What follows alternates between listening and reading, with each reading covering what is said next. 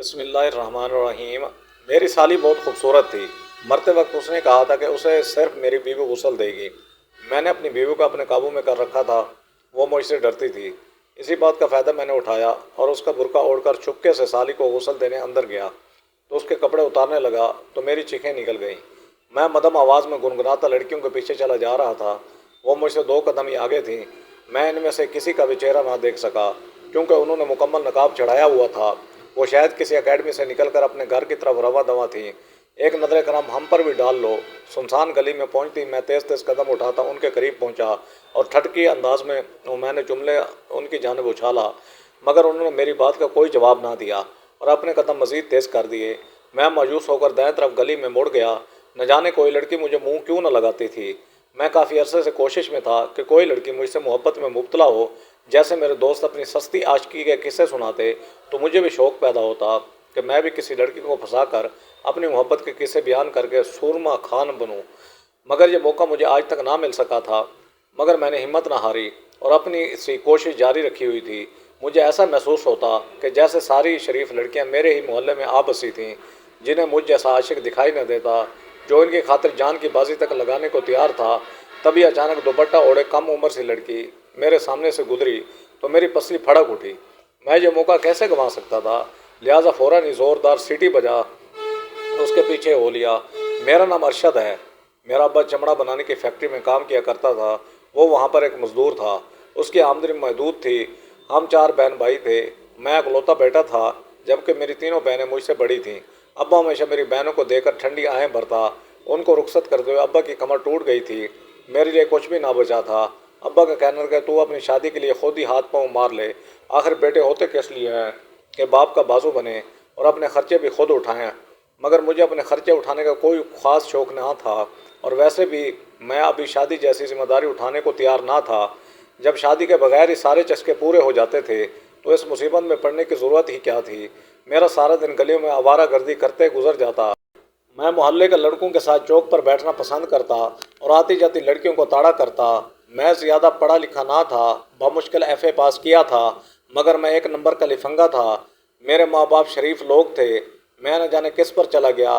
مجھے لڑکیوں میں حد سے زیادہ دلچسپی تھی۔ میں ہمیشہ موقع کی تلاش میں رہا کرتا تھا۔ جہاں کوئی لڑکی دیکھتا وہاں رال ٹپکنے لگتی۔ اماں بھی میری فطرت سے بخوبی آگاہ تھی، مگر وہ اس معاملے میں بے بس تھی۔ میں اس کی سنتا ہی کہا تھا۔ وہ اکثر ہاتھ مسلتی کہ نہ جانے میری تربیت میں کسی قسم کی کمی رہ گئی تھی جو میں اس کماش کا نکلا تھا۔ ابا نے ساری زندگی محنت کی اور حلال کی روکھی سوکھی کھلائی تھی۔ حرام کا ایک نوالا بھی میرے منہ کو نہ لگا تھا۔ پھر میں اس قدر کیسے بگڑ گیا تھا، وہ سمجھنے سے قاصر تھے۔ رفتہ رفتہ میرے سبھی دوست شادی شدہ ہو گئے تو مجھے بھی شادی کرانے کا شوق پیدا ہو گیا، مگر وہ سب تو کام دھندے پر لگے ہوئے تھے۔ ایک میں ہی تھا جو کام نہ کرتا تھا اور صرف دوستوں کے ساتھ ہی وقت گزارا کرتا تھا۔ اماں ابا کی شرط میرے سامنے تھی، نوکری کیے بنا تو میں گھوڑی نہ چڑھنے والا تھا۔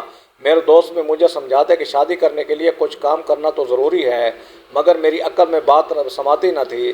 میرا یہ ماننا تھا کہ جیسے ابا نے میری بہنوں کی شادی کر کے انہیں رخصت کیا، ایسے ہی ابا میری شادی کا بیڑا بھی اٹھا لے اور کسی لڑکی کو بیاہ کر میرے لیے لے آئے، مگر ابا یہ کرنے کو تیار نہ تھا۔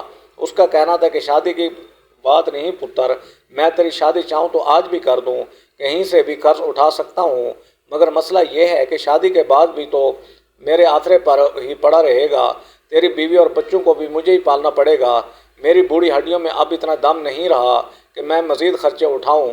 تیری بہنوں کی شادی نے پہلے ہی میری کمر توڑ کر رکھ دی ہے۔ اب تو تجھے میرا ساتھ دینے کے لیے کچھ ہاتھ پاؤں چلانے پڑیں گے۔ ابا کی باتیں سن سن کر میرے کان پک گئے تھے۔ اس نے ہر وقت کا ہی شور مچایا ہوا تھا کہ میں کسی کام دھندے پر لگوں۔ بالآخر ایک دن میری غیرت جاگ ہی گئی جب میرے سب سے آخری دوست کی بھی شادی طے ہو گئی۔ اب تو دوست بھی مجھے کنوارا ہونے کا طعنہ دینے لگے تھے، لہٰذا میں بھی کام کی تلاش میں نکل پڑا۔ میں چاہتا تھا کہ کوئی ایسا کام ڈھونڈوں جس میں مجھے زیادہ محنت نہ کرنی پڑے بلکہ سارا دن بیٹھ کر ہی گزر جائے، مگر ایسا شان کام مجھے نہ ملا۔ میرے دوست سب ہی محنت سے کام کیا کرتے۔ ابا کی فیکٹری میں 1-2 ورکرز کی ضرورت تھی۔ ابا نے مجھ سے بات کی کہ تو چاہے تو میری فیکٹری میں اگر کام شروع کر دے، مگر تو مجھے وہاں ذیل نہ کروانا، دل لگا کر کام کرنا، ورنہ تیرے ساتھ ساتھ میرا بھی نام خراب ہوگا۔ ابا کی فیکٹری میں میں کام کرنا نہیں چاہتا تھا کیونکہ میں نہیں چاہتا تھا کہ ابا ہر وقت مجھ پر نظر رکھے اور اس کو معلوم ہو کہ وہاں پر میری کیا عزت افزائی ہوتی ہے۔ میں کسی ایسی جگہ کام کرنا چاہتا تھا جہاں ابا کا دور دور تک کوئی واسطہ نہ ہو۔ میری کام حاصل کرنے کی اتنی شرائط تھیں کہ وہ شرائط پوری نہ اترتیں اور ہر دفعہ میری نوکری ہوتے ہوتے رہ جاتی۔ بالآخر میرے دوست کے توسط سے جوتے بنانے والی فیکٹری میں مجھے کام مل گیا۔ کام تو یہ بھی مزدوری کا ہی تھا، مگر میں نے اللہ کا نام لے کر کام شروع کیا۔ ابھی مجھے کام لگے 1 مہینہ بھی نہ ہوا تھا کہ اماں نے میری شادی کے بعد چھیڑ کر میرا دل خوش کر دیا۔ میں نے نجمہ کے گھر تیرا رشتہ ڈال دیا ہے۔ میں جو ہی کام سے لوٹا اماں نے مجھے سب سے پہلے یہ خوشخبری سنائی تو میرا بھی دل باغ باغ ہو گیا۔ کیا اماں تو سچ کہہ رہی ہے؟ میں نے بے یقینی سے پوچھا۔ ہاں، میں بھلا تجھ سے کیوں جھوٹ بولوں گی؟ میرے تو بڑے ارمان ہیں۔ اب تو کام دھندے پر لگ گیا ہے تو تیری شادی تو کرنی ہے۔ میں تو کب سے سوچے بیٹھی تھی کہ نجمہ ہی لڑکی بیاہ کر لاؤں گی۔ اماں نے مجھے یقین دلایا تو میرا دل خوشی سے بلیوں اچھلنے لگا۔ واہ ماں، آج تو نے بڑا کمال کر دیا۔ میری تو خوشی کا کوئی ٹھکانہ ہی نہیں۔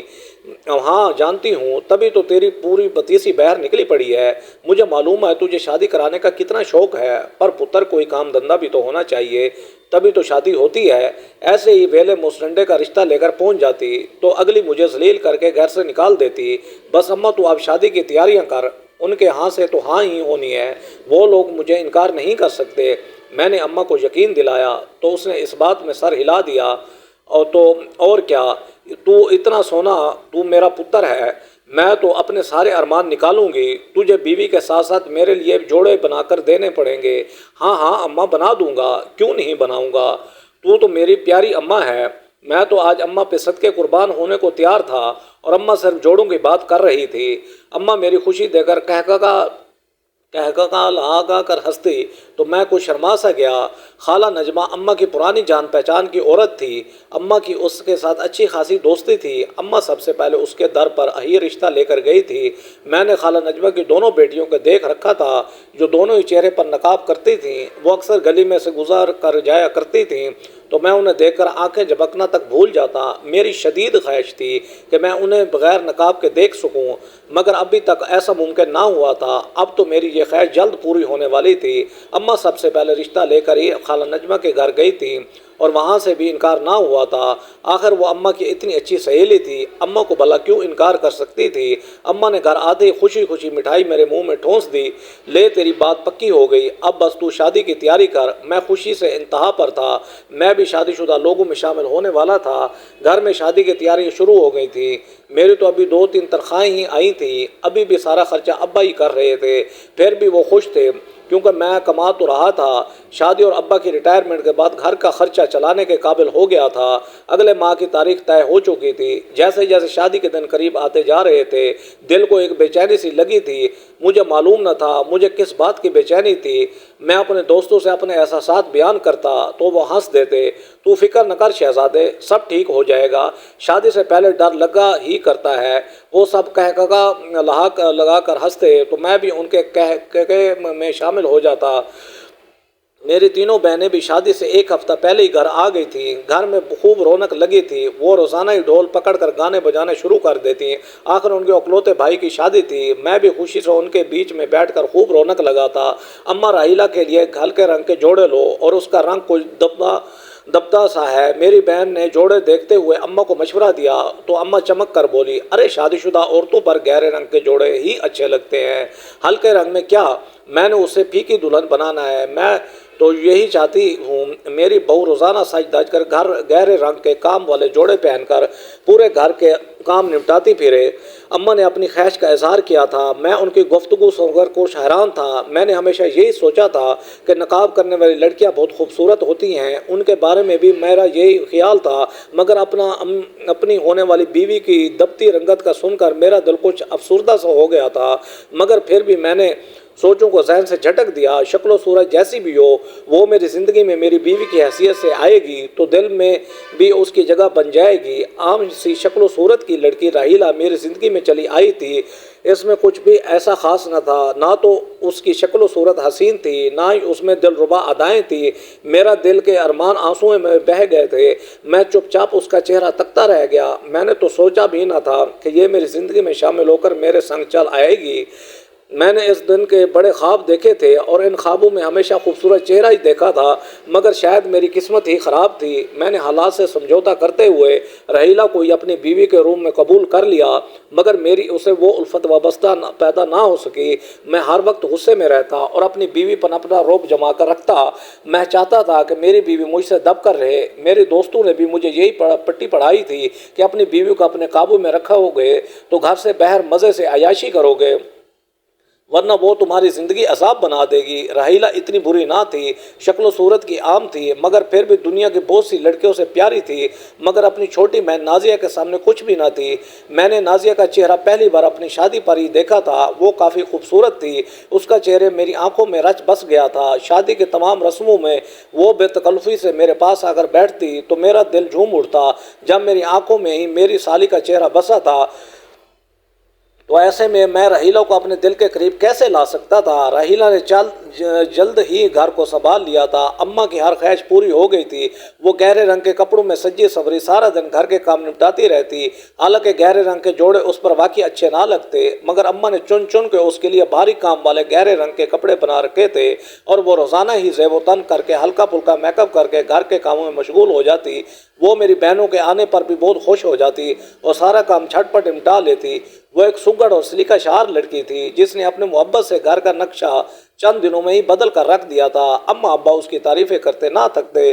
وہ اماں کی پلنگ بیٹھے خدمت کرتی۔ اماں کو اور کیا چاہیے تھا؟ بیٹیوں کے ہوتے ہوئے بھی کبھی اماں پلنگ پر نہ بیٹھ پائی تھی، کیونکہ ابا نے بہنوں کی شادی چھوٹی چھوٹی عمروں میں ہی کر دی تھی۔ ابھی تو انہوں نے صحیح طرح گھر کا کام کاج بھی نہ سنبھالا تھا، جبکہ اب اماں کو مکمل آرام میسر تھا۔ میں بھی اس بات پر خوش تھا کہ میری بیوی نے کم از کم میرے ماں باپ کو تو خوش رکھا ہے، وہ مجھے بھی خوش رکھنے کی کوشش کرتی۔ میں اس سے زیادہ بات چیت کرنا پسند نہ کرتا تھا۔ میں نے اپنی وہی روٹین شروع کر دی تھی۔ میں کام سے آنے کے بعد سارا دن گھر سے باہر دوستوں میں گزار دیتا اور آتی جاتی لڑکیوں کو تاڑتا اور ان پر لین مارتا۔ اذان کی پہلی صدا پر ہی رحیلہ اپنا بستر چھوڑ کر اٹھ کھڑی ہوتی۔ کمرے کی بتی جلانے سے میری نیند خراب ہوتی، لہٰذا وہ وضو کر کے برآمدے میں جا کر نماز ادا کر لیا کرتی۔ آج نہ جانے کیوں میری بھی اذان سنتے ہی آنکھ کھل گئی تھی۔ میں نے کروٹیں بدل کر سونے کی کوشش کی، مگر مجھے نیند نہ آئی تو میں بے چینی سے اٹھ بیٹھا۔ سر میں کچھ درد سا تھا۔ چائے بنا دو اور یہ ریموٹ مجھے پکڑا دو۔ رحیلہ جیسے ہی نماز پڑھ کر آئی، میں نے اسے حکم سنایا تو وہ حیرت سے مجھے دیکھنے لگی۔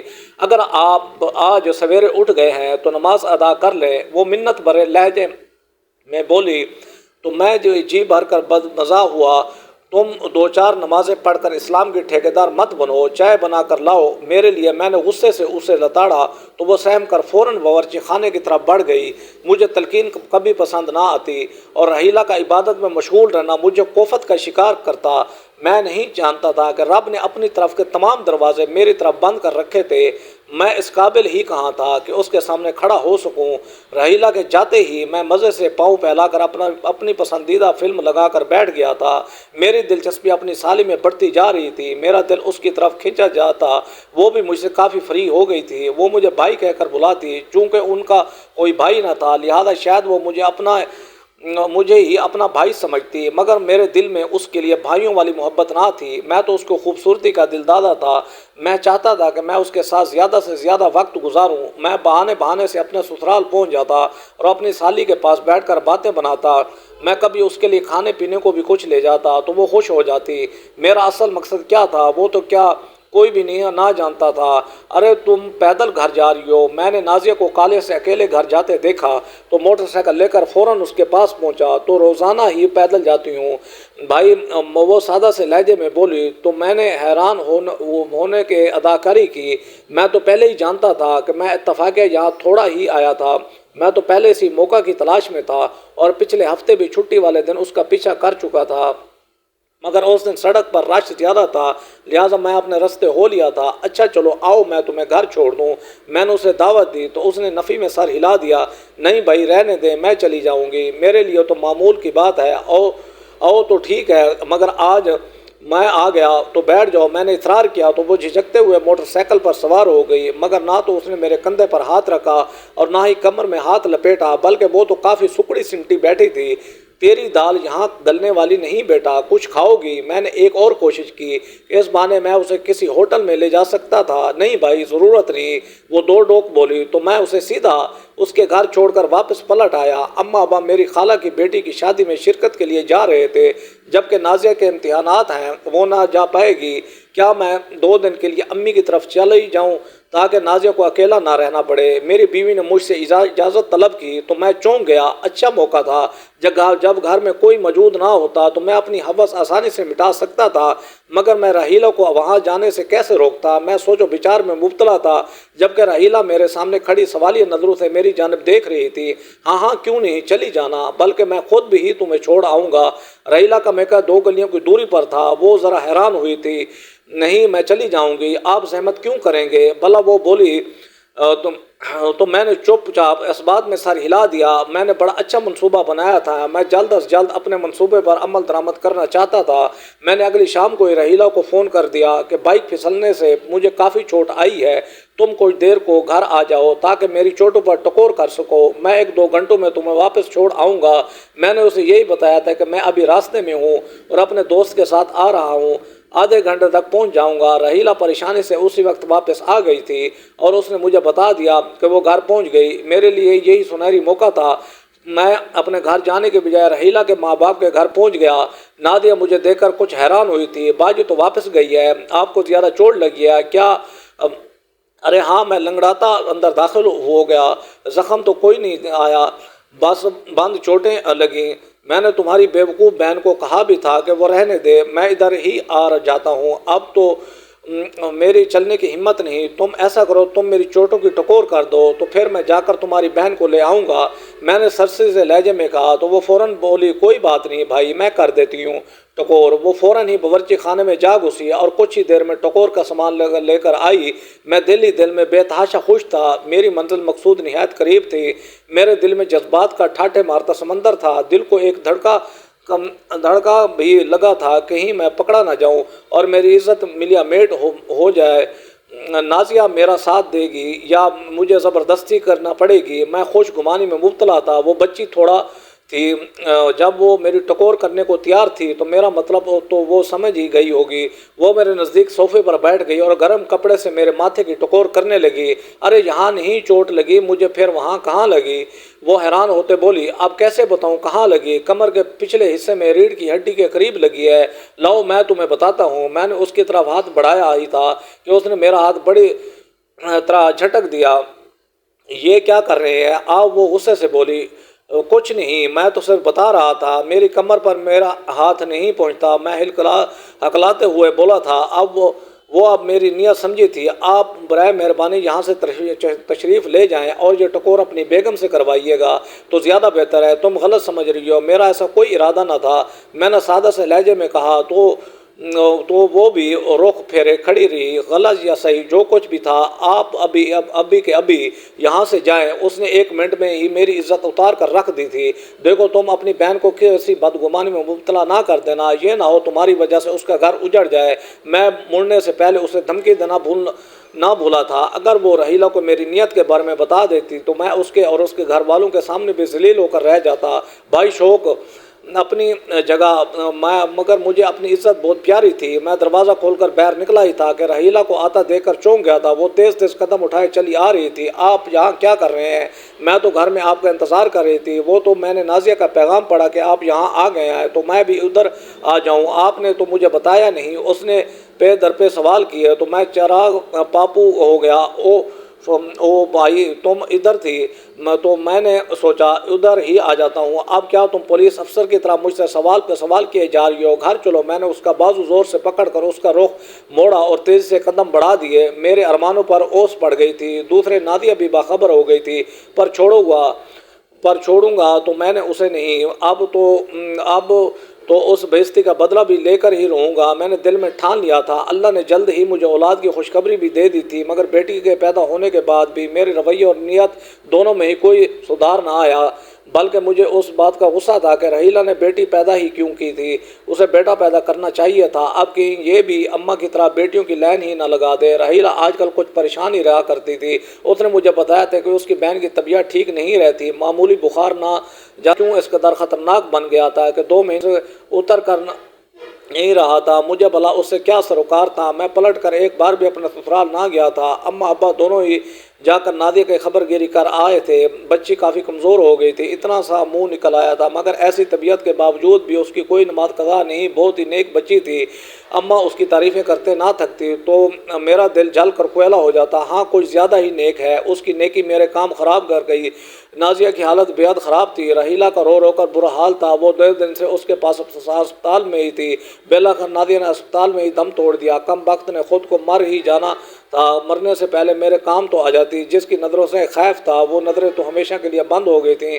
اب میرا پول کھولنے والی زبان اور مجھے ذلت سے دیکھنے والی کوئی آنکھ نہ بچی تھی، لہٰذا میں دندناتا ہوا اپنے سسرال پہنچ گیا اور کاموں میں مدد کروانے لگا۔ اماں نازیہ نے مرتے ہوئے وصیت کی تھی کہ اسے صرف میں غسل دوں گی، لہٰذا آپ نے خاص خیال رکھنا ہے کہ اس طرح کوئی نہ آئے۔ رحیلہ روتے ہوئے بولی تو میں چونک گیا۔ میرے ذہن میں ایک شیطانی خیال آیا، جو کام اس کی زندگی میں نہ ہوا وہ اس کے مرنے کے بعد ہو سکتا تھا۔ سنو، مجھے اپنا برقع لا کر دو۔ میں نے رحیلہ کے کان میں سرگوشی کی تو وہ چونک گئی۔ یہ کیا کہہ رہے ہیں؟ میں جو کہہ رہا ہوں وہ کرو۔ وہ دبی دبی آواز میں غصے سے بولا تو وہ فوراً اپنا برقع لے کر آئی۔ تم ابھی میت کے قریب بھی نہ بھٹکو گی اور نہ کسی کو اس طرف آنے دینا۔ ایک نیک بی بی کو یہ برقع پہنا کر بھیجوں گا اور اس کی موجودگی میں کوئی اندر نہ جائے گا۔ میں اسے حیران چھوڑ کر خود وہاں سے کھسک لیا۔ موقع دے کر میں خود ہی برقع پہن کر غسل کی جگہ جا گھسا تھا۔ میں جو ہی اس کے کپڑے اتارنے لگا تو میری چیخیں نکل گئیں، کیونکہ میرے ہاتھ میت کے کپڑوں کے ساتھ چپک گئے تھے۔ میں خوف سے کانپ گیا۔ میں نے بے حد کوشش کی مگر میرے ہاتھ جدا نہ ہو رہے تھے۔ کپڑے بھی اس کے جسم کے ساتھ ایسے پھنس گئے تھے کہ اتر نہ رہے تھے۔ میرے چیخنے چلانے کی آواز سن کر سبھی لوگ وہاں پہنچ گئے۔ میں تو بس غسل دینے آیا تھا۔ مجھے سمجھ نہ آیا کہ میں کیا کہتا۔ میرے سسرال کے مردوں نے مجھے وہیں مارنا پیٹنا شروع کر دیا۔ رحیلہ نے ایک افسوس بھری نظر مجھ پر ڈالی اور کینچی سے کپڑوں کا وہ حصہ بھی الگ کر دیا۔ لوگ مجھے گھسیٹتے ہوئے وہاں سے لے گئے۔ میری صفائی میں کہنے کو کچھ نہ تھا۔ میرے ابا حیران پریشان مجھے مار کھاتا دیکھ رہے تھے۔ وہ لوگ مجھے معافی مانگنے اور منتیں کرنے کا بھی موقع نہ دے رہے تھے۔ مجھ سے کتنی بڑی غفلت ہو گئی تھی۔ جس لڑکی نے ہمیشہ ایک نیک زندگی گزاری تھی، جو عمدہ کردار اور ذات کی مالک تھی، بھلا خدا مرنے کے بعد اس کو کیوں کیسے رسوا ہونے دیتا، جبکہ مجھ جیسے شیطان اور ہوس پرست انسان کے مقدر میں دنیا اور آخرت میں یہی ذلت لکھ دی گئی تھی۔ میں نے تو نہ تو خدا کے بتائے گئے احکامات پر کبھی عمل کیا تھا، نہ ہی صراط مستقیم چلنے کی کوشش کی تھی۔ میرا انجام عبرتناک تھا۔ خدا نے مجھے میرے جیسے دوسرے گمراہوں کے لیے ایک عبرت بنا کر رکھ دیا۔ ان لوگوں نے مجھے پولیس کے حوالے کر دیا اور مجھے جیل میں ڈال دیا گیا۔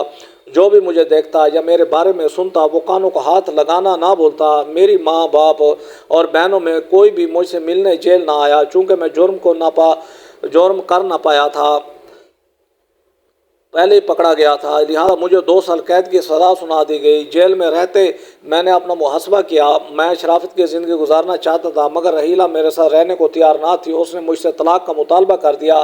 وہ میری بچی پر میرا سایہ بھی پڑنے نہ دینا چاہتی تھی۔ میں نے اپنے ساتھ ساتھ اپنے ماں باپ کے منہ پر بڑی کالک مل دی تھی۔ میں جانتا تھا مجھے باقی زندگی اسی ذلت کے ساتھ گزارنی ہوگی۔ رحیلہ نے جو کہا تھا وہی کیا تھا۔ اس نے واقعی اپنی بچی پر میرا سایہ نہ پڑنے دیا۔ میرے ماں باپ بھی اسی ذلت اور رسوائی کے ساتھ چل بسے۔ ماں باپ کے بغیر اکیلے زندگی گزارنا میرے لیے بے حد مشکل تھا۔ میں اپنے اولاد کو دیکھنے کو تڑپتا رہتا، مگر میری کبھی ہمت نہ ہو سکی کہ میں رحیلہ کے گھر جا کر اپنی بچی کو ایک جھلک دیکھ سکوں۔ میں اپنے گناہ پر شرمندہ اور اپنے رب سے معافی کا طلبگار تھا، مگر میرے اندر کی بے چینی سے واضح تھا کہ مجھے معافی نہ دی گئی۔